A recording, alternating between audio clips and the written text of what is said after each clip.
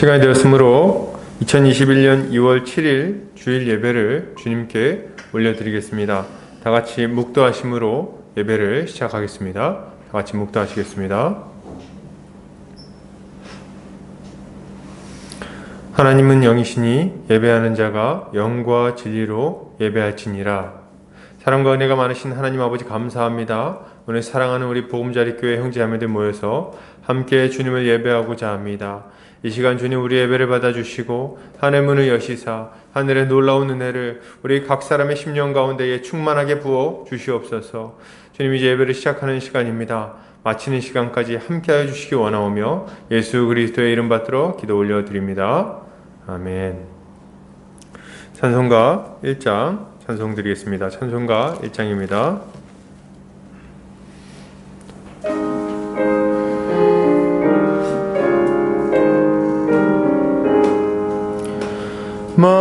만복의 근원 하나님 온 백성 찬송 드리고 저 천사여 찬송하세 찬송 성부 성자 성령 아멘.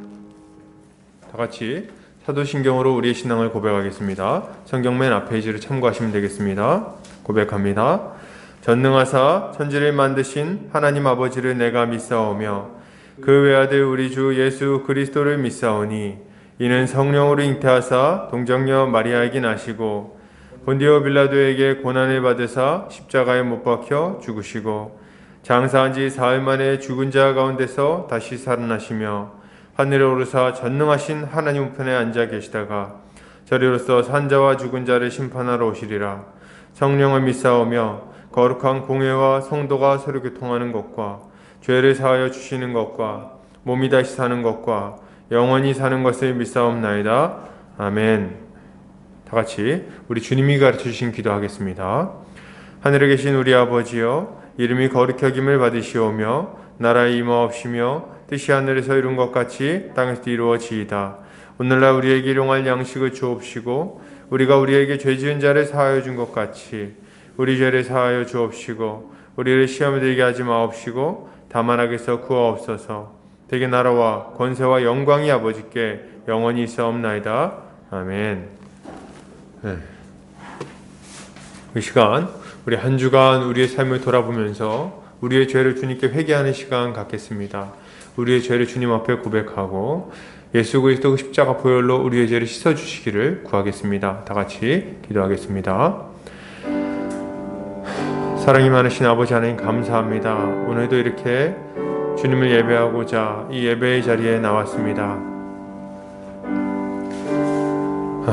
우리 한 주간의 삶을 돌아볼 때에 주님 앞에 순종하며 하나님을 사랑하고 이웃을 사랑하는 삶을 살기보다도 여전히 내 자신의 왕으로 삼아 여전히 내 자신만을 섬기는 여전히 내 자신만을 위해서 이기적으로 사는 모습이 있었음을 주님 앞에 이 시간 고백합니다. 우리의 그 날카로운 말로 상처를 주었고 또 날카로운 눈빛과 또 험한 말로 또 손으로 발로 주님 앞에 범죄했음을 이 시간 고백하오니 주의 아버지 마음으로부터 행동으로 지은 모든 죄를 예수 십자가 보혈로 다시 한번 깨끗하게 씻어주셔서 우리가 주를 예배하기에 합당한 심령으로 우리 주님 보시기에 거룩한 자로 다시금 온전히 세워질 수 있도록 예배자의 모습을 갖출 수 있도록 주여 이 시간 우리 가운데 함께하여 주시고 은혜를 베풀어 주시옵소서.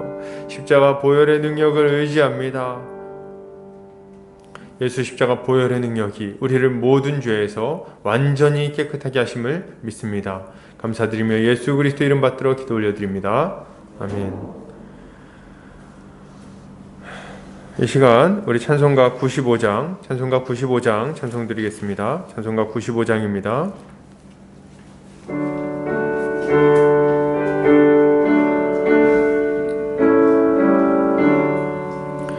나의 기쁨 나의 소망 되시며 나의 생명 되신 주 밤낮 불러서 찬송을 드려도 늘 하신 마음 뿐이세.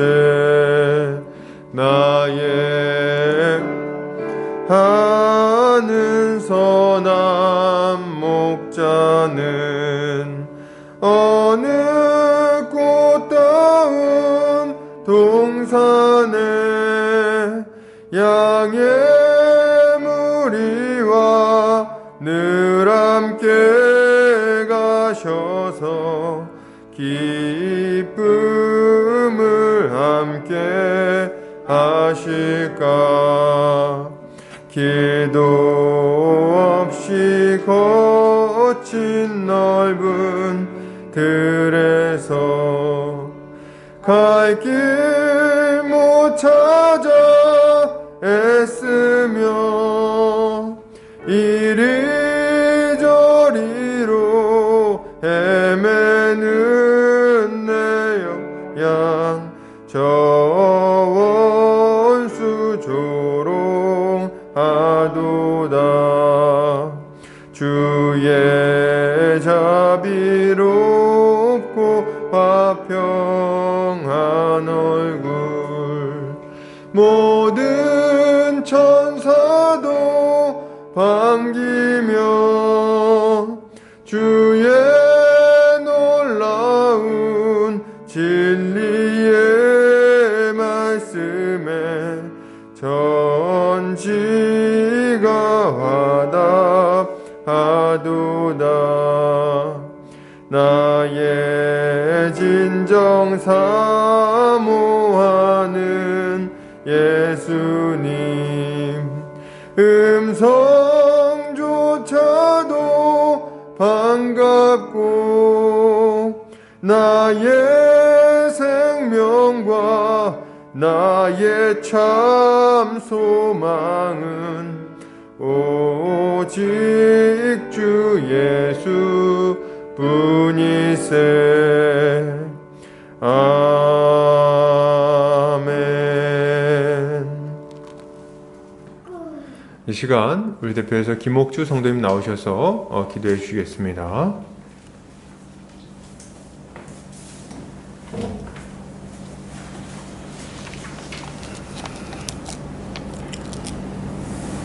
할렐루야. 우리 하나님을 찬양하는 일이 선하며 찬송하는 일이 아름답고 마땅하도다.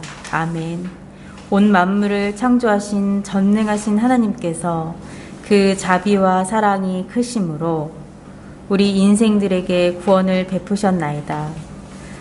알 수 없는 깊이와 넓이의 은혜로 우리를 덮으시고 예수 그리스도의 복음으로 우리를 죄와 사망의 권세에서 건져주신 하나님 아버지께 감사와 찬양을 올려드립니다.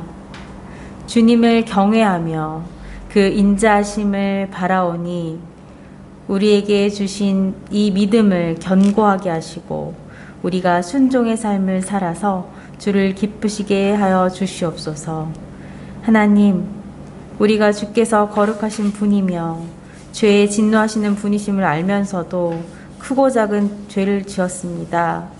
우리를 불쌍히 여겨주시고 십자가 앞에 우리의 어리석음과 게으름과 교만함을 회개하오니 예수 그리스도의 보혈로 깨끗하게 씻어주시고 성령님의 인도하심을 따라 거룩하게 살아가게 하여 주시옵소서. 이를 통해 매일매일 예수님을 닮아가게 하여 주시옵소서.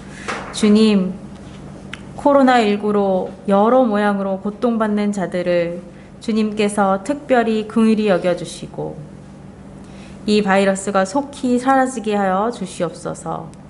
이 시대가 악하고 또 예측 불허의 혼란의 때이오나 이럴 때일수록 교회가 더욱 믿음으로 서고 말씀에 비추어 서로를 권면하고 사랑하며 예수 그리스도의 복음을 힘있게 전할 수 있도록 하옵소서. 이 지역 가운데 우리 보금자리 교회를 세워주셨사오니 우리가 말씀과 기도로 바로 서며 이 지역을 사랑으로 품고 복음을 전하며 선한 일을 행할 길을 열어 주시옵소서. 함께할 영혼들을 친히 불러 모아 주시고 하나님의 영광을 함께 바라며 예배하게 하여 주시옵소서. 주님, 오늘도 말씀 전하시는 안종현 목사님께 하늘의 권능을 부어주셔서 주의 말씀이 힘있게 전파되게 하여 주시옵소서. 이 말씀이 우리의 심령 깊숙이 들어와 우리의 삶의 방향을 주께로 고정하고 복음을 위해 다름질하는 삶을 살 수 있게 하여 주시옵소서. 우리의 중심이 늘 주께 있게 하시고 주님과 동행하며 하늘의 평안과 기쁨을 누리게 하여 주시옵소서. 찬양받기 합당하신 우리 하나님, 홀로 영광 받으시기를 원합니다. 주님, 우리의 예배를 받아 주시옵소서. 십자가에서 피 흘리심으로 우리를 구원하시고 지금도 우리를 돌보시는 우리 주 예수 그리스도의 이름으로 기도드립니다. 아멘.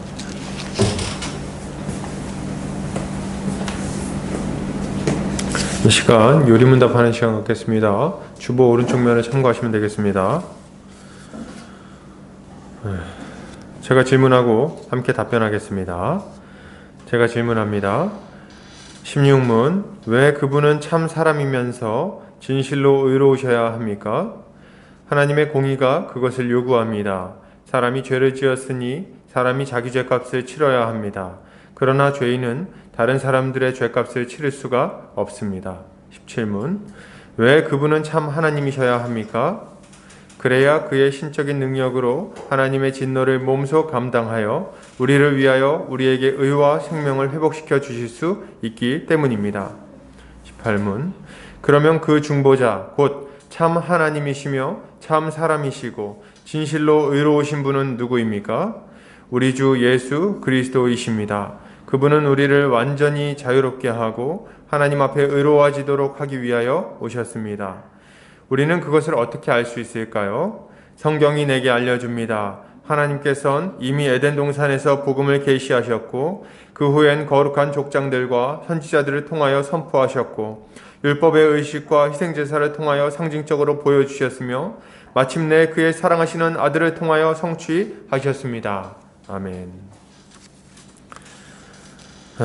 광고 보겠습니다.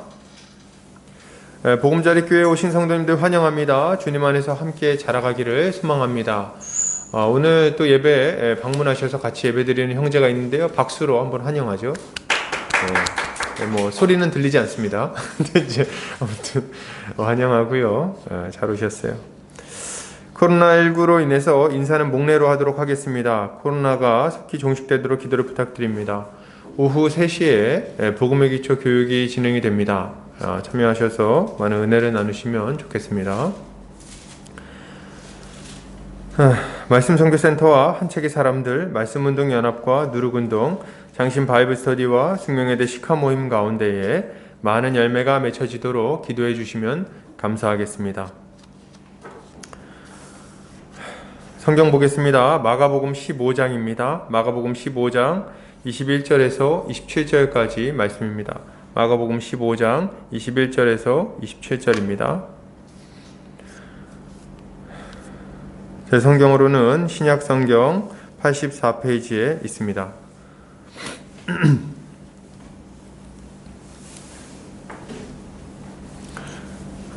제가 봉독해 올리겠습니다. 마침 알렉산더와 루포의 아버지인 구레네 사람 시몬이 시골로부터 와서 지나가는데 그들이 그를 억지로 같이 가게 하여 예수의 십자가를 지우고 예수를 끌고 골고다라 하는 곳, 번역하면 해골의 곳에 이르러 몰약을 탄 포도주를 주었으나 예수께서 받지 아니하시니라. 십자가에 못 박고 그 옷을 나눌세 누가 어느 것을 가질까 하여 제비를 뽑더라. 때가 제3시가 되어 십자가에 못 박으니라. 그 위에 있는 죄패의 유대인의 왕이라 썼고 강도 둘을 예수와 함께 십자가에 못 박으니 하나는 그의 우편에 하나는 좌편에 있더라. 아멘. 마가복음 15장 21절에서 27절까지 십자가를 짊어지신 주라는 제목으로 말씀을 보도록 하겠습니다.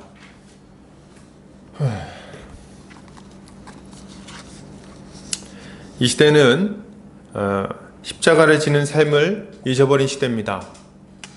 십자가는 나중에 천국 갈 때 필요한 구원열차 티켓 정도로 여기는 것 같습니다. 인생 가운데 십자가를 지는 그런 삶을 살아야 한다고 말하면 불쾌하게 생각하고, 또 그런 삶이 자신의 인생 가운데 찾아오지 않기를 은근슬쩍 기도하기도 합니다. 어려움 없는 삶만을 바란다는 거예요. 마치 삶에서 십자가를 지는 것은 목회자나 선교사나 기타 특별한 신앙인들에게만 해당하는 이야기라고 생각합니다. 그래서 그렇게 세상 사람들과 차이 없이 살아가는 거겠죠. 그러나 우리 주님은 십자가 지는 삶에 대해서 아주 단호하게 말씀하십니다. 만약 누구든지 자기 십자가를 지고 날마다 자기를 부인하고 나를 따르지 않으면 그러면 나를 따를 수 없다고 아주 단호하게 이야기를 하세요. 그러니까 십자가 지는 삶이 없이는 우리는 결코 마지막 영생에도 들어가지 못할 것이 분명합니다. 우리 주님이 이것에 대해서 조금의 여지도 남겨놓지 않았다는 것을 우리는 잘 명심해야 되겠습니다. 그런 의미에서 우리 주님의 그 십자가를 잘 살펴보는 것은 우리에게 매우 유익한 일일 것이라고 생각이 됩니다. 우리 주님이 걸어가신 그 십자가의 길은 어떤 것이었으며 우리는 어떤 모습으로 그를 따라가야 될 것인지, 이런 것들에 대해서, 또 우리 주님은 우리에게 어떤 도움을 주시는지, 이런 거에 대해서도 좀 생각해 보는 것이 우리의 영적 유익이 될 것이라고 생각을 합니다. 그런 면에서 이 십자가를 다루는 것은 참 좋겠죠. 이제 설교자로서 십자가를 설교한다는 것은 참 영광스러운 일입니다. 그죠? 저는 십자가를 설교하기 위해서 제가 이 자리에 섰다고 생각하는데, 막상 이 십자가를 다루는 본문을 만나고 나서 제가 했던 생각은, 이야, 멀었구나, 이런 생각을 좀 했습니다. 십자가 자체를 다루는 것은 그만큼 설교자에게 있어서는 무거운 일이라고 생각이 됩니다. 앞으로 몇 주간 이 십자가에 대해서 살펴볼 텐데, 하나님께서 제게 주신 은사를 따라, 역량을 따라 최선을 다해서 또 이렇게 한번 살펴보려고 합니다. 좀 잘 어색하고 잘 안 되실지라도 잘 믿음으로 잘 말씀을 따라오셨으면 좋겠어요. 아멘이신가요? 예, 아멘 하신 걸로 제가 믿겠습니다. 자, 보겠습니다.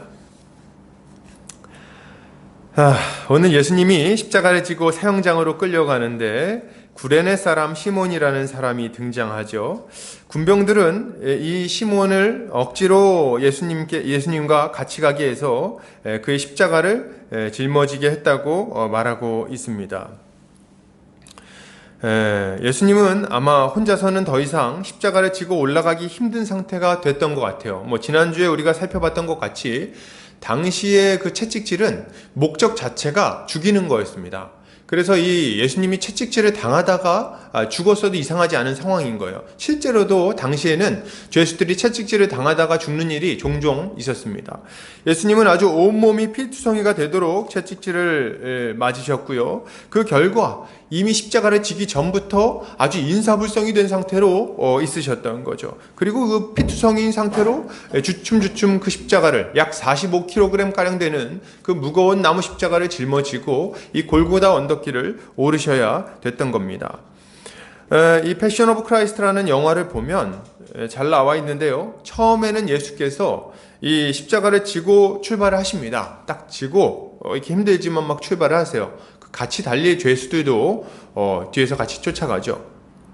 근데 가다가 중간에 이제 완전히 탈진하셔서 몇 번 넘어지십니다. 그렇게 넘어지시다가 결국에는 완전히 일어나기 힘든 지경이 돼서 완전히 이렇게 탁 길에 누워버리시는 걸 보게 돼요. 그렇게 됐을 때 이제 그걸 막 채찍질을 하다가 군병이 이거 이대로는 끌고 올라가기 어렵겠다 생각을 하고 이 구레네 사람 시몬을 불러 세우는 겁니다. 그리고 그에게 이것을 짊어지라고 명령을 하는 거죠. 당시에 로마 군병들에게는 사람들을 강제로 동원해서 부역시킬 수 있는 권한이 있었어요. 그래서 마태복음에서도 보면 산상수훈에 보면 오리를 가자 하거든 십리를 가며 이런 얘기가 나오잖아요. 이게 뭐냐면 로마 군병들은 당신 지금 기란내를 저기 어디 성읍까지 기란내를 해. 그러면은 강제적으로 그 역할을 부여할 수가 있는 겁니다. 그런 권한이 있었어요. 그래서 이 구레네 사람 시몬에게도 이런 권한을 사용해서 이런 역할을 부여하게 된 거죠. 구레네 시몬은 감히 그 명령을 어기지 못하고 억지로 그 십자가를 지게 됩니다.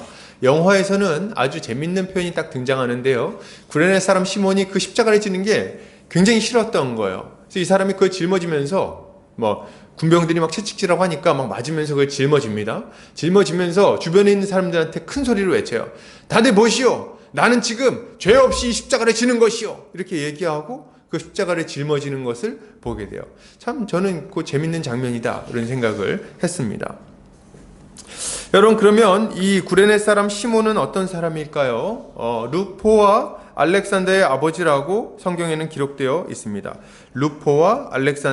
알렉산더와 루포의 아버지인 구레네 사람 시몬, 이렇게 나오고 있죠. 아마도 마가복음을 읽던 독자들은 이 인물에 대해서 이미 알고 있었던 것이 분명합니다. 안 그러면 이런 아들 이름을 적을 필요가 없거든요. 근데 이제 알렉산더와 루포의 아버지 구레네 시몬 이렇게 얘기할 때 이 마가복음을 읽는 사람들은 그 사람이 이 사람이구나 이렇게 알 수 있는 상황이었던 거죠. 그래서 많은 학자들은 이 구레네 시몬이 로마서에 등장하는 루포의 아버지라고 이야기하고 있습니다. 로마서 16장 13절 성경 보시면요. 주 안에서 택하심을 입은 루포와 그의 어머니에게 문안하라. 그의 어머니는 곧 내 어머니니라. 이렇게 사도 바울이 말하는 걸 보게 돼요. 이걸 보면 아마 이 구레네 사람 시몬과 그의 아들들 알렉산더, 루포 그리고 그 어머니까지, 그러니까 그 가족이 다 예수를 믿게 되었던 것을 우리가 알 수 있는 거죠. 어찌 되었든지 간에 그는 예수님의 십자가를 지고 골고다까지 걸어갔던 인물로 기록되어 있어요. 그는 자발적으로 예수님의 십자가를 지고 간 것은 아니었습니다. 로마의 군인들이 명령했기 때문에 어쩔 수 없이 십자가를 졌던 거예요. 근데 어떤 분들은 이 본문을 보면서 이렇게 이야기를 하곤 합니다. 목사님들이 뭐라고 얘기하시냐면 여러분, 십자가를 항상 기꺼운 마음으로 지지는 않습니다. 그러나 여러분, 억지로 지는 십자가도 은혜가 있는 거예요. 이렇게 많이 얘기를 하십니다. 그래서 억지로라도 십자가를 져야 된다는 이야기로 많이 연결시키시는 것을 제가 보게 됩니다. 그 근거는 이거예요. 억지로라도 십자가를 졌는데 결과적으로는 그 가족들이 또 다 예수를 믿게 되지 않았냐. 그러니 이것도 귀한 일이다. 이렇게 얘기를 하시는 거죠. 저는 아주 틀린 얘기라고 말하기는 어렵다고 생각해요. 그 자체로 굉장히 결과적으로 좋은 결론이 났으니까요. 그렇다면 이 본문을 이렇게 보는 거죠. 뭡니까? 억지로 지는 십자가도 은혜니까 억지로라도 십자가를 우리는 져야 되겠다. 이렇게 메시지가 나오는 겁니까? 이렇게 억지로라도 십자가를 져라. 이렇게 할 수 있을까요? 저는 이렇게 해석하는 것은 좀 과하다고 생각합니다. 좀 과한 해석이다. 왜냐하면 예수님은 자기를 부인하고 자기 십자가를 지고 나를 따르라고 명령하셨기 때문에 억지로 지는 십자가는 좀 어울리지 않는 얘기라고 생각이 됩니다. 저는 이 본문을 해석할 때 사람에게 주목하는 것은 잘못된 해석을 하게 되는 위험이 있다고 생각합니다. 그러겠죠. 왜 그럴까요? 오늘 본문이 어떤 본문입니까? 하나님의 아들 예수 그리스도께서 스스로는 도무지 구원받을 수 없는 죄인들을 구원하기 위해 마지막 고난의 길을 걸어가시는 장면입니다. 그러니까 예수님의 이 공생의 사역 가운데 마지막 절정을 향해서 막 올라가고 있는 상황이라는 거예요. 이 언덕을 올라가고 나면 예수님은 십자가에 달려서 모든 인간의 죄를 짊어지시고 하나님의 저주를 받아야 되는 거예요. 근데 그 장면에서 지금 여기에 억지로 지는 십자가도 은혜가 된다, 이런 이야기를 갖다 붙이는 것은 우리의 열심이나 우리의 결단, 우리의 노력 등을 예수 그리스도의 십자가 사역에 덧붙이는 것 외에 다른 것이 될 수 없습니다. 그렇기 때문에 우리는 여기서 사람이 어떻게 했는가에 집중하는 것이 적절하지 않다고 생각합니다. 어디에 집중해야 돼요? 우리 주 예수 그리스도가 이 십자가를 짊어지시는 이 장면에서 어떻게 행동하셨는가? 얼마나 열정적으로, 얼마나 끈기 있게, 얼마나 고통을 감내하면서 이 길을 가셨는가? 이런 데 집중하는 것이 오히려 훨씬 더 어울리겠죠. 본문은 예수 그리스도에게 온전히 초점이 맞춰져야 돼요. 이것이 마가가 의도한 바이고 우리가 마땅히 가져야 되는 태도입니다. 자, 그렇다면 오늘 구레네 시몬이 예수님의 십자가를 지고 걸어가는 이 장면은 우리에게 무엇을 알려줄까요? 뭘 생각하게 합니까? 그것은 예수께서 만신창이가 되어 걷지 못할 지경이 되면서도 끝끝내 십자가를 부여잡고 그 길을 걸으셨다는 것을 우리에게 알려줍니다. 예수님은 벌써 완전히 탈진한 상태였어요. 더 이상 십자가를 감당하기 힘든 상황이었습니다. 그러나 그럼에도 불구하고 그 십자가의 손을 얹고 그것을 부여안고 질질 끌리듯이 십자가의 길을 걸어가셨다는 거예요. 여러분, 이것을 우리는 주목해서 봐야 되겠습니다. 구레네 시몬이 십자가를 지고 갈 때 예수님이 옆에서 함께 십자가를 지셨어요. 사실 이렇게 끌어안다시피 해서 걸쳐지다시피 해서 가셨죠. 그러나 그것은 그렇게 구레네 시몬이 지고 갔다고 해서 이것을 구레네 시몬의 십자가라고 말할 수는 없습니다. 그가 십자가를 졌다고 말할 수가 없어요. 왜 그렇습니까? 이 십자가는 구레네 시몬의 십자가가 아니라 예수 그리스도의 십자가입니다. 그가 끌고 가서 그가 매달릴 십자가, 그가 죽임을 당할 저주의 십자가라고 말할 수 있는 거예요. 그것을 구레네 시몬이 잠시 도움을 줬다고 해서 그의 공로로 인정할 수는 없는 거죠. 그는 그저 잠시 그것을 옮기는 데 도움을 줬을 뿐입니다. 예수님은 우리 모든 사람이 받아야 될 저주를 받기 위하여 그 저주스러운 나무를 어깨에 짊어지고 골고다 언덕길을 오르신 거예요. 여러분, 앞에 언급한 영화를 보면서 저에게 아주 인상 깊었던 장면이 하나 있습니다. 그게 뭐냐면 예수님이 십자가를 지고 골고다 언덕길을 막 올라가시는데요. 그때 몇 가지 커트가 좀 나와요. 장면들이 인상 깊은 장면들이죠. 누굽니까? 마르다인가요? 마르다 마리아. 그때 그 마르다인지 마리아인지 정확하지 않네요. 예수님 막 쓰러지시니까 와가지고 예수님의 얼굴을 면포 같은 걸로 이렇게 닦아줘요. 그때 이제 예수님이 이제 그 피가 이렇게 면포에 묻는 이런 장면들, 이런 것 좀 생각나고. 근데 제가 아주 인상 깊게 본 장면은 그 장면은 아니었어요. 어디였냐면 예수님이 이렇게 막 힘들게 이렇게 지고 가시다가 중간에 옆으로 이렇게 쿵 쓰러지십니다. 도저히 못 걸어가실 지경이 되는 거예요. 근데 예수님 막 뒤에서 채찍질 당하고 막 사람들이 뒤에서 돌 던지고 옆에서 욕하고 하는데 그 사이를 막 이렇게 흔들흔들 하면서 막 지나가시는데 마리아가, 예수님의 어머니 마리아가 그걸 보고 뒤에서 막 눈물을 흘립니다. 그래서 막 어쩔 줄을 모르고 있다가 막 골목길을 달려가지고 예수님이 가는 그 길 앞쪽으로 이렇게 갑니다. 그래서 예수님 막 가다가 탁 쓰러지니까, 넘어지니까 예수님 앞으로 막 달려가는 거예요. 마리아가 가가지고 예수님을 탁 붙들고 얼굴을 이렇게 붙들고 막 괜찮냐고 이렇게 막 울면서 이제 붙드는 장면이었어요. 이제 물론 이게 감동적인 장면이긴 했지만 저는 여기서 제 마음을 탁 치는 한마디가 있었어요. 뭐냐면 예수께서 이렇게 마리아가 와가지고 탁 붙드니까 눈이 흐려져가지고 막 초점을 못 맞춥니다. 초점을 못 맞추고 이렇게 계시다가 이 마리아를 딱 쳐다봐요. 눈을 딱 쳐다보시더니 초점을 딱 맞추시고 이렇게 얘기하십니다. 뭐라고 얘기하시면 여인이여 보소서 아들이 모든 것을 새롭게 하나이다. 이렇게 얘기하세요. 여인이여 보소서 아들이 모든 것을 새롭게 하나이다. 그러고 나서 다시 이제 십자가를 짊어지시고 이를 악물고 다시 그 길을 올라가시는 거죠. 저는 이 장면이 저한테는 아주 뇌리에 깊숙이 박혀 있어요.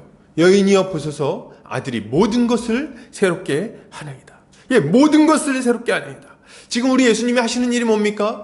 모든 것을 새롭게 하는 일을 지금 하고 계시는 거예요. 아담의 타락 이후로 모든 인류에게는 저주가 찾아왔습니다.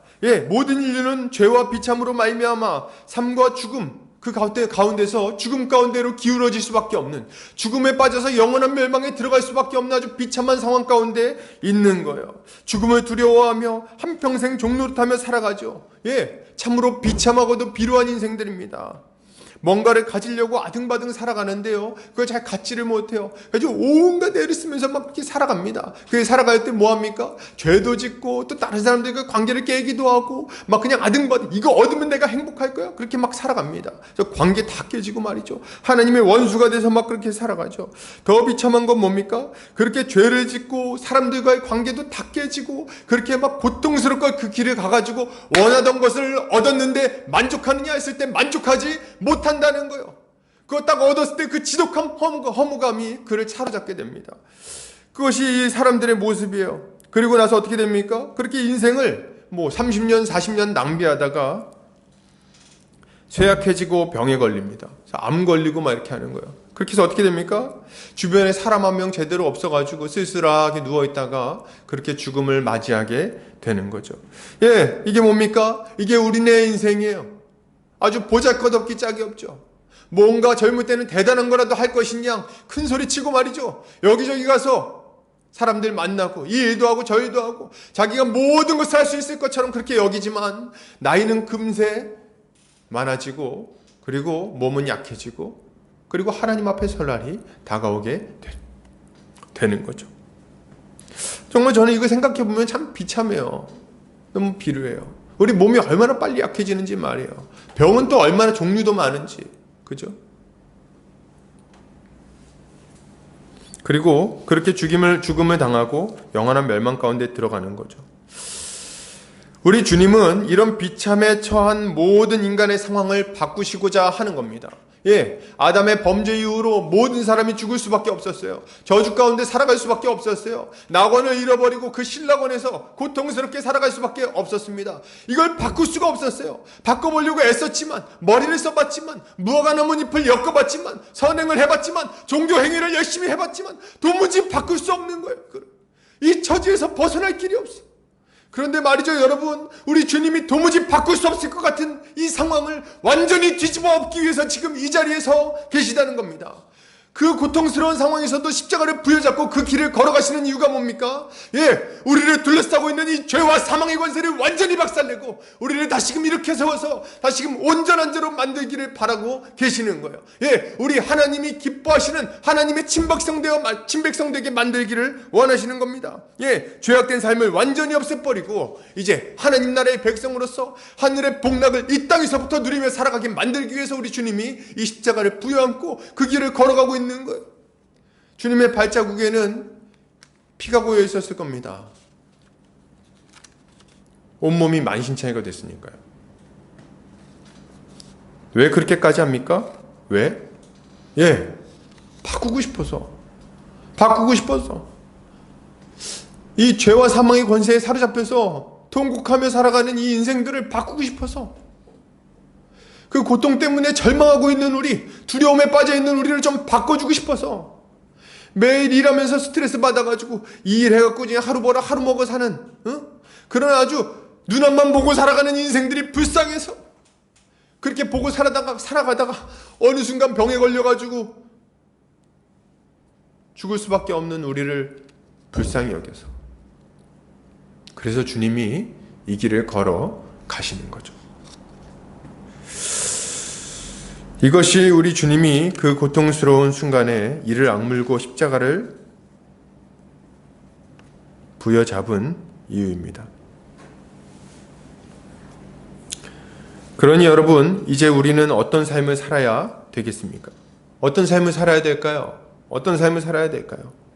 예수 그리스도로 말미암아 새로워진 우리는, 예수 그리스도를 믿음으로 말미암아 이 죄와 사망의 굴레에서 벗어난 우리는 이제 어떻게 살아야 될까요? 히브리서 기자는 이렇게 말하고 있어요. 히브리서 12장 13절 14절입니다. 그러므로 예수도 자기 피로써 백성을 거룩하게 하려고 성문 밖에서 고난을 받으셨느니라. 그런즉 우리도 그의 치욕을 짊어지고 영문 밖으로 그에게 나아가자. 여러분, 우리에게 요구되는 삶은 무엇입니까? 우리를 구원하기 위하여 십자가를 짊어지고 골고다를 오르신 우리 주님을 바라볼 때 우리가 가져야 할 마땅한 마음가짐은 뭡니까? 예, 우리도 십자가를 짊어지고 우리 주님의 뒤를 따르는 겁니다. 예, 우리 주님의 그 은혜를 기억하며 우리를 살리신 그 생명을 기억하며 우리 안에 주신 그 성령의 능력을 붙들고 이 길을 걸어가야 되는 거예요. 우리 주님이 우리 안에 주신 그 능력을 잃어버리지 않고 그것을 굳게 붙들고 우리 주님이 주시는 그 능력으로 십자가를 짊어져야 된다는 거예요. 여러분, 십자가를 져야 되겠어요. 십자가를. 하나님과 이웃을 사랑하기 위해서 우리의 인생을 던져야 되겠습니다. 그리고 그 가운데 오는 고난을 감당해야 돼요. 그것은 즐거운 길이라기에는 치욕스러운 길이고 고통스러운 길임이 분명합니다. 여러분, 누가 그것을 괜찮다고 말하겠어요? 십자가의 길 그까짓 건 내가 가고 말지. 누가 이렇게 얘기하겠어요? 십자가의 길을 만만하게 얘기할 수 있는 사람이 누가 있습니까? 고통스럽고 저주스러운 그 죽음의 길을 누가 가기를 원합니까?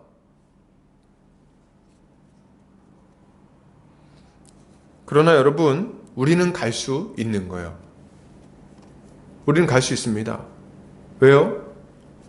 우리 주님이 우리와 함께 하시기 때문입니다.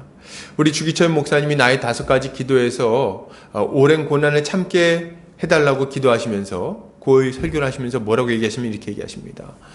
오랜 고난 참기가 참 힘듭니다. 그러나 내가 처음에는 내가 나의 십자가를 지고 가지만 나중에는 우리 주님이 나의 십자가를 지어 주십니다. 그러니 우리 두려워하지 말고 십자가의 길을 갑시다. 이렇게 요청하시는 걸 보게 돼요. 여러분, 맞아요. 처음에는 우리가 십자가 지는 것 같지요. 처음에는 우리가 그 길을 가는 것 같지요. 그런데 여러분, 걸어보십시오. 우리 주님이 우리 옆에 계시다는 것을 금방 알게 됩니다. 우리의 힘으로는 도무지 감당할 수 없는 그 순간에, 우리로서는 엎어지고 넘어지고 뒹굴 수밖에 없는 그 순간에, 다시 일어날 수 없는 그 순간에 그 십자가를 부여잡고 일어날 수 있게 만들어주신 분이 있다는 거예요. 그때 우리는 비로소 우리 주님을 더욱 가까이, 더 깊이 가까이, 더 바로 앞에서 보는 것처럼 경험할 수 있는 겁니다. 우리 주님이 우리에게 이렇게 얘기하셨어요. 마태복음 11장 28절에서 30절입니다. 수고하고 무거운 짐진 자들아, 다 내게로 오라. 내가 너희를 쉬게 하리라. 나는 마음이 온유하고 겸손하니 나의 멍에를 메고 내게 배우라. 그리하면 너희 마음이 쉼을 얻으리니 이는 내 멍에는 쉽고 내 짐은 가벼움이라 하시니라. 아멘. 우리는 우리 주님의 멍에를 메고 주님과 함께 걸어야 되겠습니다. 예, 우리의 십자가를 지고 걸어갈 때 우리는 이 길을 갈 수 있는 거예요. 방금 전에 제가 십자가가 만만치 않다고 어렵다고 한참 얘기했죠? 근데 여러분, 한 가지 생각하세요. 우리 주님이 함께 하시면 쉽습니다. 우리 주님이 같이 걸어가시면 그러면 갈만한 거예요. 십자가의 길인데도 웃음이 넘칩니다. 이걸 기억하고 십자가의 길을 걸어가야 되겠어요. 십자가의 길을 걸어가는 성도님들 되시기를 주의 이름으로 축복합니다. 좀 계속해서 좀 살펴보겠습니다. 그렇다면 예수님은 우리의 죄짐을 감당하기 위해 어떤 일을 좀 하셨을까요?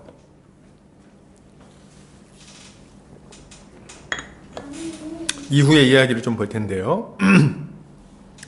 이후에 주님은 골고다라 하는 곳에 도착합니다. 골고다는 번역하면 해골이라는 의미를 가지고 있어요. 해골. 어떤 이들은 그곳이 지형이 동그란 언덕이고 동굴이 거기에 막 있고 해가지고 해골이라고 불렀다고 말하기도 합니다.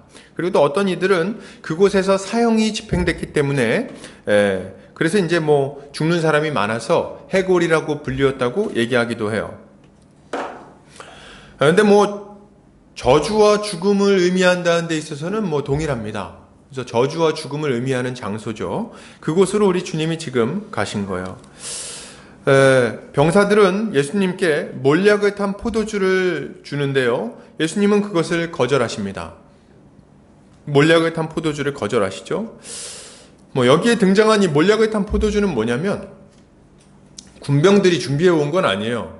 이거는 그 마취제인데, 마취제 같은 겁니다. 마시면 이제 고통을 잊게 만드는 마취제 같은 건데, 이 몰약을 탄 포도주는 이 죄인에게, 십자가형을 당할 죄수에게 마지막 자비로서 베풀어지는 그런 어떤 마취제 이런 거라고 생각하시면 돼요. 고통을 좀 덜어주려고 주는 겁니다. 군병들이 준비하는 건 아니고요. 당시 로마의 귀부인들이 심각한 고통으로 십자가형을 당해서 죽어가는 이 죄수들을 좀 불쌍히 여겨서 그 사람들에게 마지막 그 자비를 베풀기 위해서 돈을 좀 모아가지고 요걸 이렇게 헌물했다 그래요. 그래서 그걸 가지고 이제 이렇게 베푸는 거죠. 근데 예수님은 그걸 이렇게 줬을 때 그걸 안 받으십니다. 드시지 않으세요. 그리고 온전한 정신으로 십자가에 못 박히시죠. 그러니까 술에 취하거나 마취하게 취해가지고 몽롱한 상태에서 고통을 당하지 않으신다는 거예요. 그리고 이제 성경 제3시에 예수를 못 박았다 이렇게 나오는데, 이것은 현재 시각으로 치면 오전 9시입니다. 그래서 아침 새벽부터 막 그 재판을 받으시고 막 그렇게 하다가 이제 9시에 이 십자가에 못 박히게 된 거죠. 예수님이 못 박히시고 매달렸을 때 군병들이 그 아래서 예수님의 겉옷을 나누고 속옷을 제비 뽑았어요. 당시에 사형수들의 재산은 몰수가 됐는데요. 다 몰수됐어요. 근데 사형수들의 옷은 사형 집행인들이 나누어 가졌다고 해요. 그래가지고 예수님의 옷을 이 사람들이 이제 나누는 거죠. 그걸 가지려고 근데 뭐 겉옷은 찢어가지고 좀 가져갔는데 속옷은 좀 이렇게 통으로 짠 거라서 그거를 나누자니 좀 너무 작고 뭐 그랬던 것 같아요. 그래가지고 이렇게 제비를 뽑아가지고 누가 가질 거야? 네가 갔냐 내가 갔냐 약간 이런 걸 했던 것 같아요. 가위바위보 같이 뭐 해가지고. 놀랍게도 시편 기자는 이 현장을 눈으로 본 것처럼 기록하고 있는 것을 우리가 보게 됩니다. 시편 22편 14절에서 18절입니다. 같이 한번 읽어볼까요? 나는 물같이 쏟아졌으며 내 모든 뼈는 어그러졌으며 내 마음은 밀랍 같아서 내 속에서 녹았으며 내 힘이 말라 질그릇 조각 같고 내 혀가 입천장에 붙었나이다. 주께서 또 나를 죽음의 진토 속에 두셨나이다. 개들이 나를 에워쌌으며 악한 무리가 나를 둘러 내 수족을 찔렀나이다. 내가 내 모든 뼈를 셀 수 있나이다. 그들이 나를 주목하여 보고 내 겉옷을 나누며 속옷을 제비 뽑나이다. 마치 옆에서 이 장면을 본 것 같아요. 본 것처럼 이걸 기록하고 있는 거죠. 시편 기자는 자신이 물같이 쏟아졌고 뼈가 어그러졌고 마음이 녹아버렸다고 말하고 있습니다. 죽음의 진토 속에서 완전한 절망을 경험하고 있다고 말하는 거예요. 그리고 거기서 어떻게 벗어나 보려고 그러는데 벗어날 수가 없어요. 그 뭘 보면 아나요? 자기의 원수들이 자기의 겉옷을 막 찢어가지고 나누고 속옷을 막 제비 뽑아서 막 낄낄거리면서 막 그걸 나누고 있는데 그걸 가만히 지켜볼 수밖에 없는 무기력한 상황이라는 거예요. 거기서 도무지 벗어날 수 없는 아주 비참한 상황을 이야기하고 있는 겁니다. 그리고 이 시편 기자의 한탄은 우리 주님의 십자가로 말미암아 아주 정확하게 응하고 있는 거예요. 우리 주님은 지금 극한의 고통 속에서 멀쩡한 정신으로 아무것도 못하고 무기력하게 수치를 당하고 계신 겁니다. 우리 주님이 능력이 없어서 그렇습니까? 우리 주님이 도울 만한 어떤 능력이 없어서 우리 주님이 도와줄 어떤 세력이 없어서 이렇게 하고 계십니까? 아니요, 그건 아니에요. 여러분, 그건 아닙니다. 왜냐하면 우리 주님이 십자가에 못 박히는 그 순간에도 12영도 더 되는 그 천사들이 예수님을 둘러싸고 있었어요. 우리 주님이 한 번만 이거 그만하겠다 말씀하시면요, 순식간에 그 상황은 종료되는 겁니다. 그런데 그럼에도 불구하고 우리 주님은 멀쩡한 정신으로 그 십자가에 매달려 고통을 당하고 계시는 거예요. 그 수치를 당하고 계시는 거예요. 저는 이 장면을 볼 때 참 답답했습니다. 아니, 왜 몰약을 탄 포도주를 마시지 않는가? 저거 마시면 좀 덜할 텐데, 응? 그 고통스러운 십자가를 앞에 두고 왜 맨정신으로 굳이 그 일을 감당하려고 하시는가? 맨정신으로. 너무 고통스러운 일 아닌가? 뭐 이런 생각을 했어요. 그런데 주님은 굳이 이 모든 고통과 수치를 그저 감당을 하십니다. 그저 감당하시는 거예요. 그저. 여러분, 우리 주님은 왜 이렇게 하셨을까요? 왜 몰약을 탄 포도주를 안 받으시고 그 무기력함 가운데 내던져져서 아무 말도 못하시고 그저 그것을 무기력하게 바라보며 수치와 고통을 당하셔야만 했던 겁니까? 왜 우리 주님은 적극적으로 그렇게 수치를 당하셨냐는 거예요. 여러분, 그 이유는 너무나도 분명합니다. 죄인이 받아야 할 모든 저주를 온전히 받으심으로 우리의 죄가를 온전하고도 완전하게 지불하기를 원하신 거예요. 주님은 그렇게 하셨고요, 우리의 죄가는 지불되었습니다. 여러분, 할렐루야. 여러분, 이것을 믿으셔야 돼요. 이 장면을 보면서 우리는 두 가지를 확신할 수가 있습니다. 첫 번째로, 우리의 모든 죄의 대가는 남김없이 여러분 지불됐어요. 남김없이. 우리가 맞아야 될 채찍질과 우리가 받아야 될 수치와 모욕, 우리가 당해야 할 잔인한 형벌은 예수 그리스도 안에서 온전히 집행됐습니다. 어중간한 상태로 집행되지 않았어요. 완전히 그 고통을 생생하게 경험하시면서 우리가 받아야 될 모든 고통을 하나도 남김없이 우리 주님이 자기 몸으로 받으셨다는 거예요. 그는 온전한 정신으로 이것을 감당하셨고 그 결과 우리는 그 죄악의 결과를 감당하지 않아도 되게 되었습니다. 여러분, 이것을 우리가 굳게 붙들어야 되겠어요. 여러분, 내가 이렇게 큰 죄를 지었는데 하나님한테 벌받지 않을까? 여러분, 벌받지 않습니다. 내가 우리 주님을 이렇게 붙들고 살아가지만 여전히 부족한데 하나님 날 좋아하실까? 좋아하십니다. 왜 좋아하시냐고요? 예수 그리스도가 우리의 그 모든 필요함을 짊어지고 우리의 모든 고통을 대신 당하셨기 때문에 우리를 사랑하십니다. 여러분, 이걸 믿으시기를 바랍니다. 어떤 분들은 막 이런 생각할지 모르겠어요. 야, 우리 주님이 큰 죄는 그렇게 하셨는지 몰라도 이 자잘한 거, 이 비루한 거, 몇 가지 내가 좀 이렇게 잘못한 거, 이런 건 좀 하나님이 어떻게 좀 우리한테 책임을 지우시지 않을까? 여러분, 안 그래요. 안 그래요. 우리 주님은요, 우리가 감당해야 될 조그만 죄 하나하나까지도 다 자신의 몸으로 감당하셨어요. 하나도 남김없이. 이걸 우리가 굳게 믿어야 됩니다. 둘째로, 우리는 그가 우리의 모든 고통을 완전하게 이해하고 계심을 확신할 수가 있습니다. 여러분, 이게 참 우리한테 큰 위로가 돼요. 우리 주님이 이렇게 심각한 고통을요, 맨정신으로 감당하셨다는 것은 우리한테 위로가 됩니다. 왜요? 우리가 당하는 고통 있잖아요. 그걸 우리 주님이 아신다는 거예요. 알고 계신다는 거예요. 내 외로움, 내 배신감, 내 고통, 내 절망, 내 낙심하는 마음, 내 이 포기하고 싶은 이 마음, 이걸 우리 주님이 너무 잘 아신다는 거예요. 다 알고 계신다는 거예요. 그거 다 경험하셨어요. 그리고 그러한 주님은 우리를 능히 도우실 수 있음도 우리가 확신할 수 있는 겁니다. 히브리서 기자는 이렇게 말합니다. 히브리서 2장 18절이에요. 그가 시험을 받아 고난을 당하셨은즉 시험 받는 자들을 능히 도우실 수 있느니라. 예, 그가 시험을 받아 고난을 당하셨은즉, 그가 먼저 시험을 받아 고난을 당하셨은즉 시험 받는 자들을 능히 도우실 수 있느니라. 여러분, 세상 살다 보면요, 정말 맨정신으로 감당하기 힘든 순간들이 찾아옵니다. 맨정신으로 감당하기 힘든 순간들이 찾아와요. 술이 아니면, 독주가 아니면 견디기 힘든 고통의 순간들이 우리에게 찾아오는 거예요. 사람에게 배신당한다든지, 공들인 사업에 실패한다든지, 가정이 무너진다든지, 사랑하는 사람과 죽음으로 이별한다든지, 이거 정말 견디기 힘든 고통들이에요. 그런 문제들이 우리 인생에는 찾아옵니다. 그리고 이런 고통의 순간에 우리는 술을 찾죠. 고통 잊어보려고. 근데 문제는 뭐예요? 술이 깨면 문제는 여전하고 고통도 여전하다는 겁니다. 그래서 또 술을 찾는 거예요. 그래서 이럴 때 우리는 속으로 생각합니다. 이런 고통, 이런 절망, 다 경험 있으시죠? 이런 것들. 그 앞에 딱 서면요, 무슨 생각이 드냐면 이런 생각이 들어요. 누가 내 마음을 알겠는가?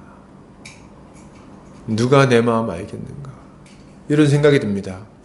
세상에 혼자 남겨진 것 같은 거예요. 누가 내 마음 알겠나? 여러분, 기억하시기 바랍니다. 우리 주님이 우리 마음을 아십니다. 우리 주님이 우리 마음을 아세요. 우리의 고통을 잘 알고 계세요.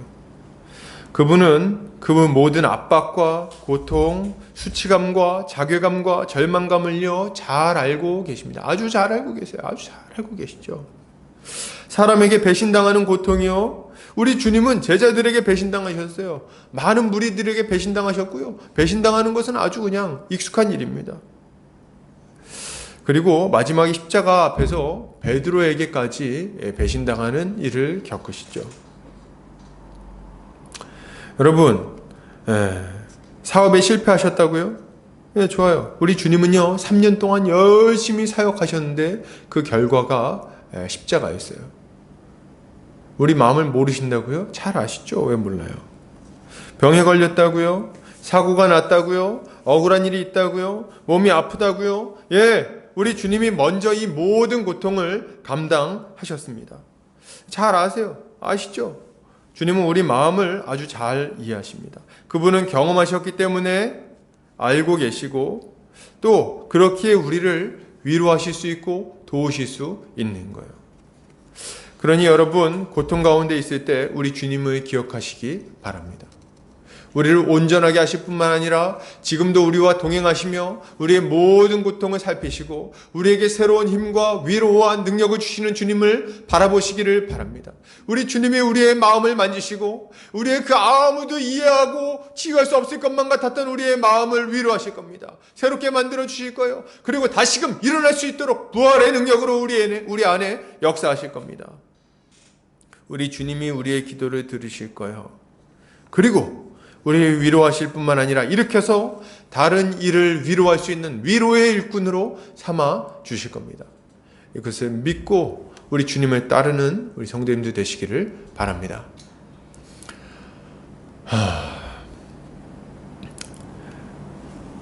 자, 우리 마지막으로 좀 넘어갈 텐데요.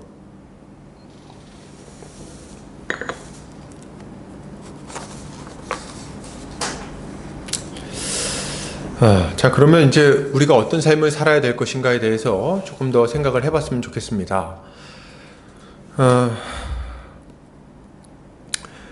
예수님은 두 명의 강도와 함께 이제 십자가에 못 박히십니다. 그게 기록이 되어 있어요. 26절, 27절 한번 보면 그 위에 있는 죄패의 유대인의 왕이라 썼고 강도 둘을 예수와 함께 십자가에 못 박으니 하나는 그의 우편에 하나는 좌편에 있더라. 이렇게 이야기를 하고 있습니다. 예수님은 강도와 같이 역임을 받으시면서 십자가에 못 박히셨어요. 예수님의 죄패에는 유대인의 왕이라고 써져 있었습니다. 유대인의 왕, 이 죄목이 유대인의 왕이라는 것은 예수님의 공식적인 죄목이 반역죄임을 보여주는 거예요. 반역죄. 그러니까 공식적으로 보면 예수님은 로마 제국의 황제에게 반역을 저지른 죄인으로서 십자가형을 언도받게 된 거죠. 이것을 보면 그의 좌우편에 함께 매달린 강도들도 아마 밀란을 일으키고 사람을 죽였던 바라바와 같은 어떤 종류의 죄를 범했던 사람들이라고 예상해 볼 수가 있습니다. 예수님의 패에 쓰인 이 죄목 굉장히 의미심장하지 않습니까? 반역죄. 저는 이 반역죄야말로 인간이 하나님께 저지른 죄를 한마디로 잘 요약하는 죄라고 생각합니다. 반역죄. 태초에 하나님은 온 우주를 창조하시고 나서 자신의 백성으로 삼을 인간을 창조하셨죠. 그리고 이 인간에게 모든 복을 주셨을 뿐만 아니라 그에게 명령을 주십니다. 선악을 알게 하는 나무의 열매는 따먹지 마라. 먹는 날에는 네가 반드시 죽을 것이다. 명령을 하셨어요. 그리고 그와 동행하시고 동산을 거니시고 온갖 좋은 것들을 다 허락해 주셨습니다. 그런데 그럼에도 불구하고 이 아담과 하와는, 특별히 인류의 대표였던 아담은 자기의 아내의 말을 듣고 하나님같이 되고 싶은 마음으로 이 선악을 알게 하는 나무의 열매를 따먹어요. 그 결과는 뭡니까? 하나님과의 관계가 깨어지고 사람들 사이의 관계가 깨어지며 만물과의 관계가 깨어진 거예요. 그는 반역죄를 저질렀고 하나님이 주셨던 모든 복락을 완전히 잃어버리게 된 거예요. 그리고 비참한 지경에 빠지게 된 거죠.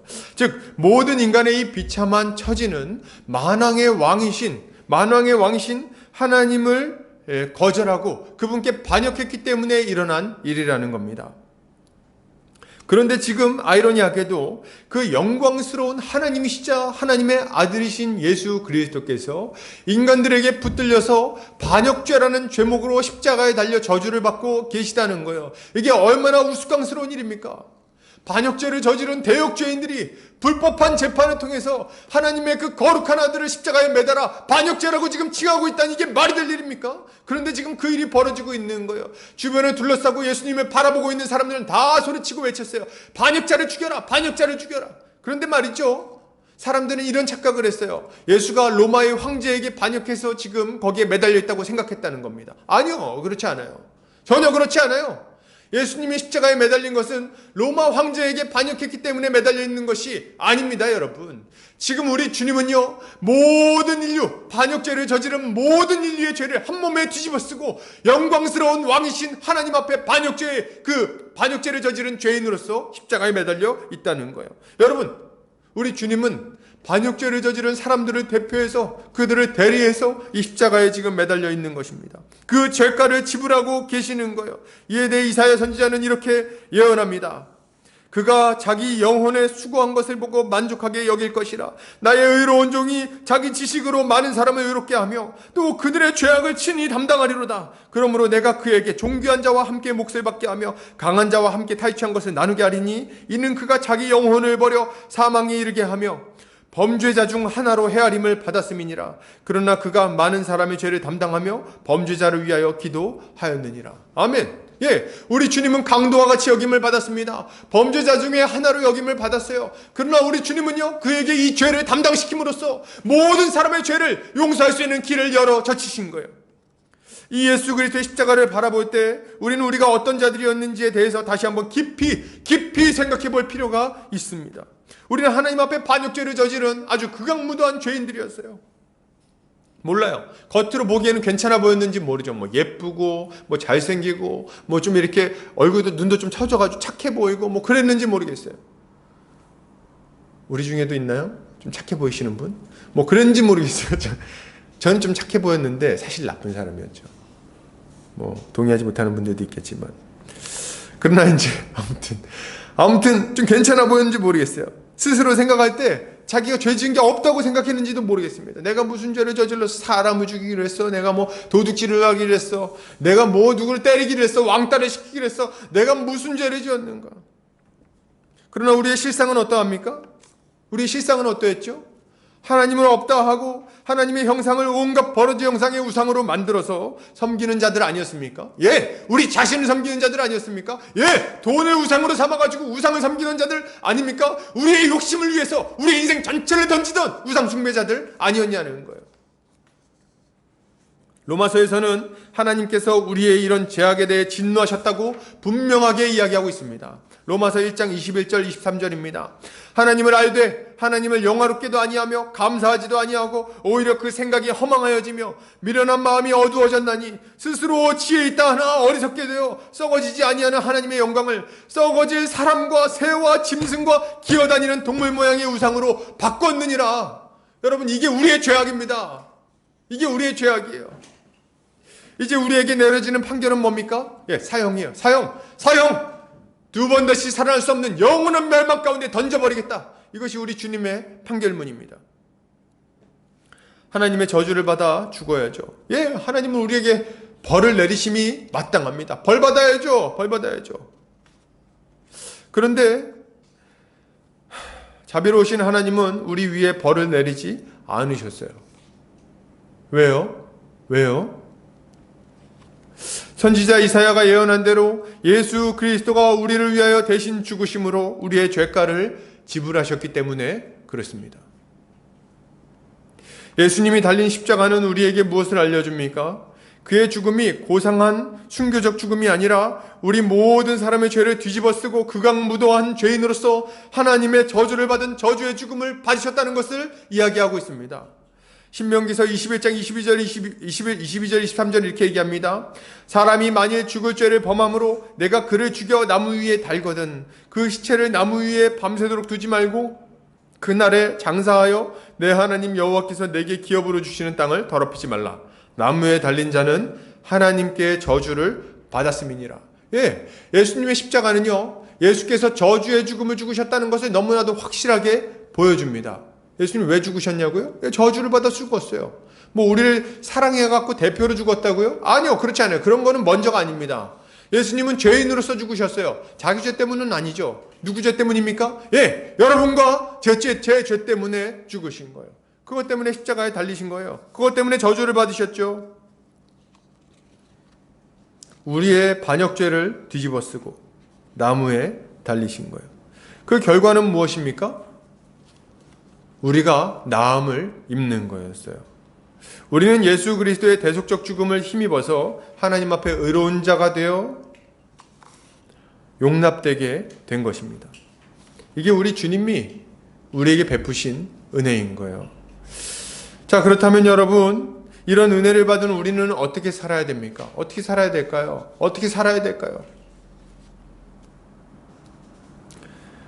우리를 위해 대신 저주를 받으신 만왕의 왕께 감사드리며 오직 그분께만 순종하는 삶을 살아야 되겠어요. 여러분, 이게 너무 당연한 얘기 아닙니까? 저는 그렇게 생각해요. 너무 당연하다고 생각해요.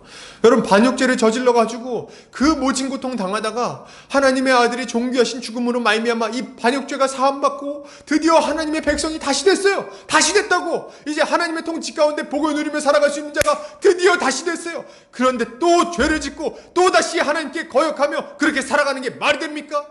여러분, 그게 말이 돼요? 다시금 우상을 숭배하며 그렇게 복술자에게 자기의 미래를 물어보며 그렇게 살아가는 게 말이 됩니까? 말이 안 된다 이거예요. 어떻게 그런 삶을 다시 살 수 있습니까? 천금을 준다 해도 그런 삶을 못 살죠. 이제 우리는 더 이상 우상을 숭배하지 않아야 되겠어요. 점쟁이나 복술자의 말을 믿고 우리의 인생 낭비하지 않아야 되겠습니다. 뭐 동쪽으로 가라 서쪽으로 가라 이제 그만 좀 들으세요. 그런 얘기 좀. 그게 뭐 어쨌다는 겁니까? 그 사람 만나면 그 사람이 우리 인생을 바꿔줍니까? 우리에게 영생을 주나요? 여러분 할 수 없는 일이에요. 그럼 복술자는 더 이상 따르지 않아야 됩니다. 우리 인생 낭비하지 마세요. 물질을 우상으로 삼고 그것을 섬기는 삶도 끝내야 됩니다. 그렇게 살았을 때 여러분 물질을 섬기면서 그것을 우상으로 삼아가지고 그걸 섬기며 돈만 많이 벌면 내가 좀 행복하겠지, 인생 패겠지 이렇게 생각하고 살던 인생, 여러분 그게 여러분한테 만족을 줬었나요? 정말 평안했나요? 그게 여러분을 기쁘게 했습니까? 여러분 전혀 그렇지 않았잖아요. 돈을 많이 벌어가지고 어쨌다는 겁니까? 돈을 많이 버니까 좀 인생이 좀 피든가요? 정말 그렇든가요? 뭐 집이 좀 넓어졌을 수는 있겠죠. 돈을 많이 벌어가지고 먹고 싶은 거 좀 먹을지는 모르겠죠. 그러나 여러분 다시 배고플 겁니다. 그리고 다시 부족함을 느낄 거예요. 이거 부족한데 다시 여러분은 그 갈급함 가운데 시달리게 될 겁니다. 마치 바닷물을 마신 사람처럼. 돈이요 좋죠. 돈. 누가 돈 싫다고 하겠습니까? 근데 여러분 그 돈으로 만족함을 얻으려고 그러면요 실패하게 돼 있는 거예요. 인류 역사가 여러분에게 그걸 증거하고 있습니다.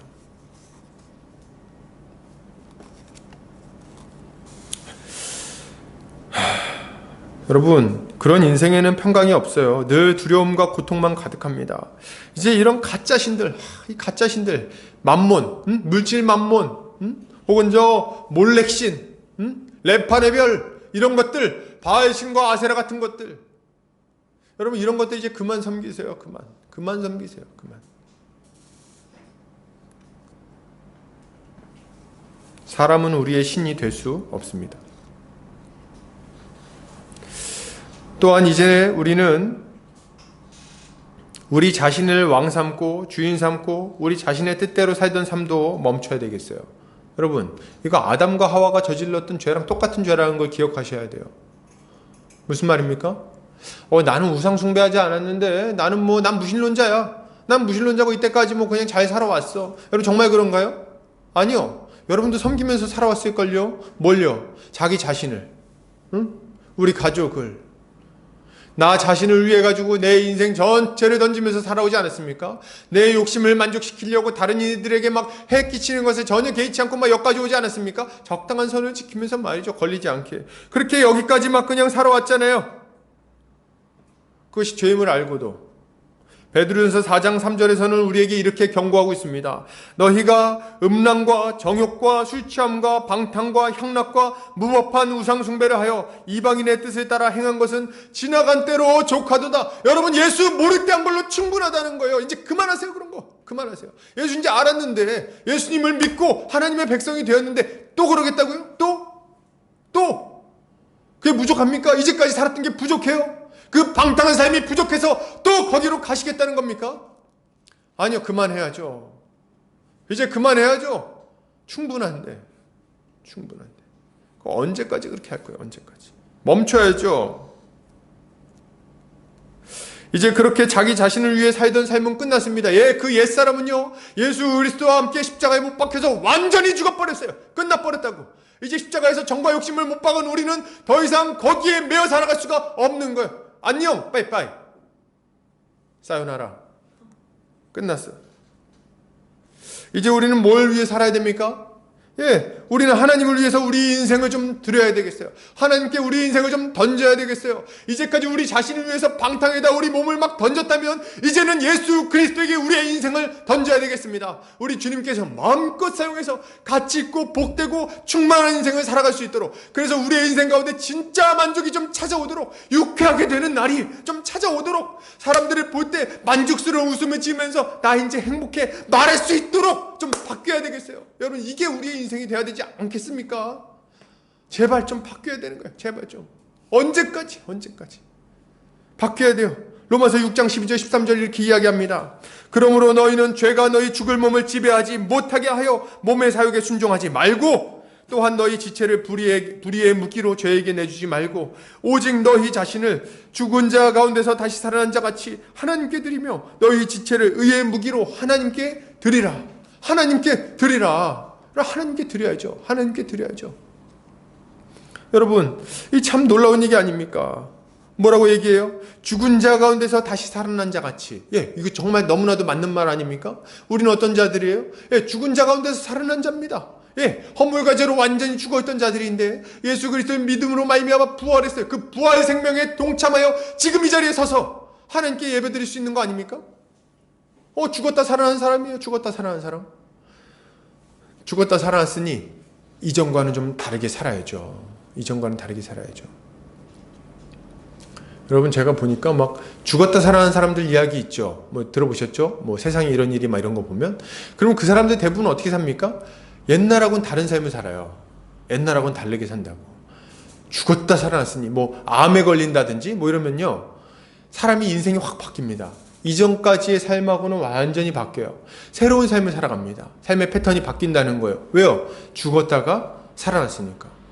그래서 건강 자신하던 분들이 뭐 병 걸려가지고 큰 병 걸리고 나면요, 그다음부터는 커피도 제대로 안 마십니다. 커피 왜 안 마셔요? 몸에 안 좋으니까. 그리고 먹는 것도 옛날에는 막 이렇게 만식 먹었는데 이제 만식 먹나요? 만식 못 먹어요. 조금씩만 먹으면 소식하면서. 왜요? 죽었다 살아났으니까. 그리고 여러분, 죄 때문에 죽었잖아요. 죄 때문에 죽었다가 이제 예수로 말미암아 살아났으니 이제 어떻게 살아갑니까? 예전에 나를 괴롭히던 거는 쳐다도 안 보고 그쪽 길로는 갈 생각도 안 하고 돌이켜서 하나님께 인생을 드리며 살아가는 거죠. 여러분, 우리는 하나님을 위해 살 수 있는 거룩한 주의 백성이 되었습니다. 거룩한 하나님의 영이 우리 안에 계시죠. 그분이 우리를 바꾸셨고요. 그리고 지금 바꾸고 계십니다. 그분이 지금도 살아서 역사하십니다. 우리 이것을 믿고 죄와 싸우고 의를 행해야 되겠어요. 그리고 하나님이 원하시는 거룩한 믿음의 삶을 적극적으로 살아야 합니다. 우리의 삶을 충성스럽게 좀 사용해야 되겠어요. 하나님을 예배하도록 또 이웃을 섬기도록 우리의 몸을 사용해야 되겠어요. 몸 가지고 뭐 하겠어요, 여러분? 몸 가지고 우리 주님을 섬깁시다. 우리 주님이 우리에게 원하시는 거예요. 이렇게 할 때 우리 인생은 주님이 기뻐하실 만한 많은 열매를 맺게 될 것입니다. 결론을 드립니다. 사랑하는 성도님들, 우리 주님이 십자가의 길을 걸으심으로 우리를 새롭게 해주셨어요.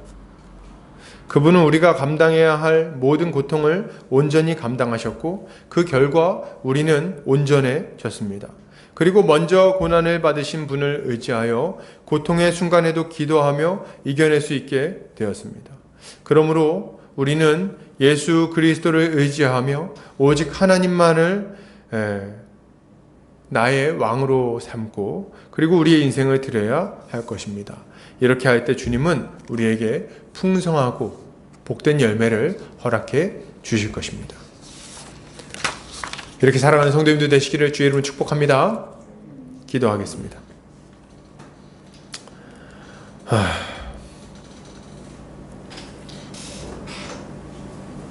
사랑과 은혜가 많으신 하나님 아버지, 감사합니다. 우리 사랑하는 보험자리교회 형제 자매들과 함께 말씀을 나누었습니다. 주님, 우리 주님이 그 골고다 언덕을 오르신 것을 바라보며 우리 주님이 우리를 새롭게 하기 위하여 얼마나 큰 고통을 겪으셨는지, 또 얼마나 굳게 결단하시고 결심하시고 정말 그 인내로서 그 길을 걸으셨는지를 다시금 생각해 봅니다. 우리 주님의 뒤를 따라 걷는 자들 되게 하여 주시고, 주님, 우리 주님이 그 모든 십자가 고통으로 말미암아 우리의 모든 죄를 용서하셨고 또 우리의 모든 고통을 잘 알고 도우시는 분이 되셨음을 알고 우리가 주님을 의지하며 기도하며 살아가게 하여 주시옵소서. 그렇게 힘을 얻고 주님을 따라 살아가다가 또 주님, 결국 우리 주님이 원하시는 많은 열매를 맺게 하여 주시옵소서. 주께서 우리 인생 가운데 그런 복락을 허락하여 주시기를 원합니다. 감사드리며 예수 그리스도 이름 받들어 기도 올려드립니다. 아멘. 이 시간 우리 찬송가 50장 1절 찬송하면서 헌금하는 시간 갖겠습니다.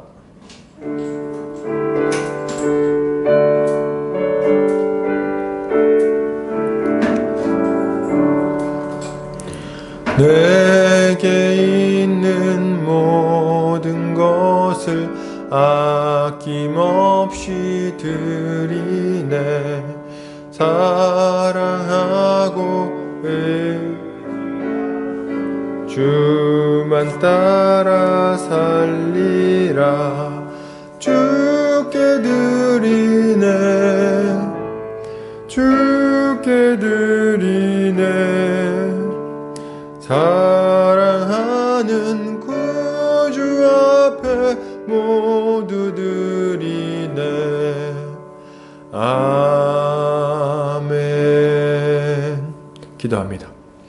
사랑과 은혜가 많으신 하나님 아버지 감사합니다. 오늘 사랑하는 우리 보금자리교회 형제자매들 함께 모여 주님을 예배했습니다.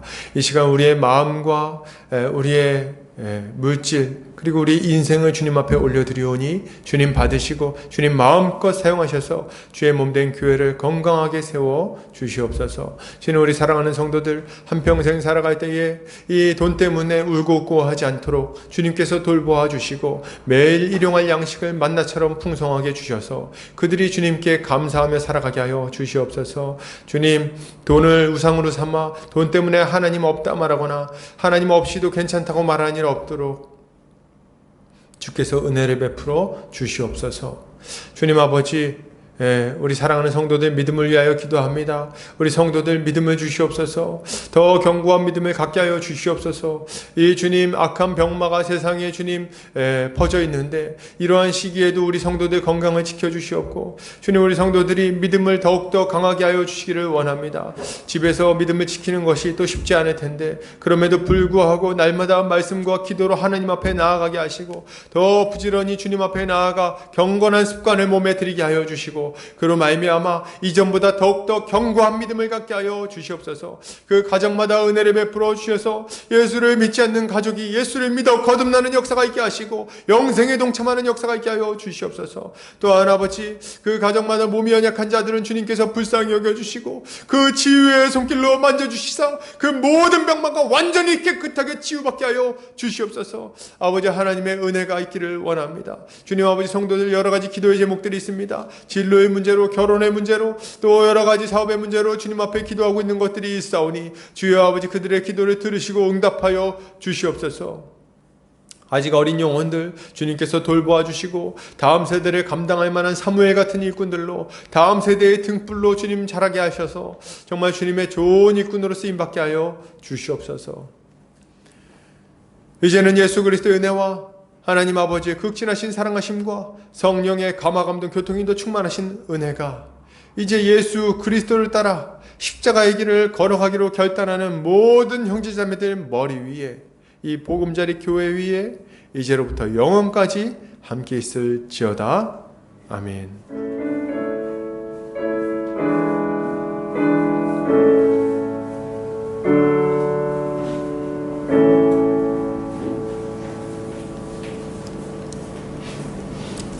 예배를 마쳤습니다.